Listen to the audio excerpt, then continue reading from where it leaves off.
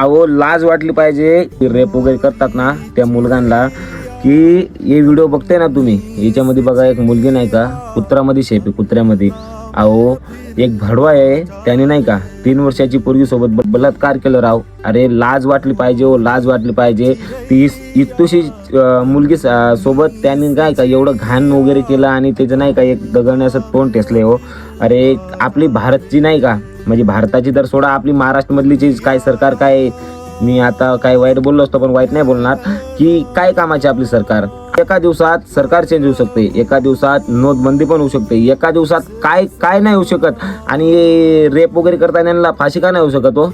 काय करते काय आपली सरकार? हे महाराष्ट्रामधली जे सरकार आहे, अरे ती एवढीशी मुलगी सोबत त्याने रेप केलं आणि तारीख लावली की ज्या दिवशी येणार त्या दिवशी फाशी लावणार, असं ती तारीख लावली. अरे काय कामाची सरकार आपली? ज्या दिवशी पण ते भेंचोत बाहेर सापडलं ना, त्याला नाही का जित्त फाडून टाकायचं. काय अरे हे सरकार वगैरे यांच्यावर बसायचं नाही.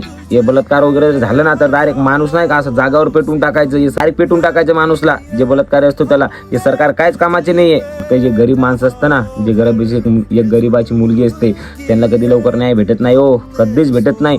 लाज वाटली पाहिजे सरकारला, की ती 3 वर्षाची मुलगी सोबत रेप झालं तरी ते नाही का अजून पण ते पोरगा असं जेलमध्ये बंद आहे. अरे फाशी लावा त्याला, लवकर फाशी लावा. नन्ही सी चिड़िया अंगना में फिर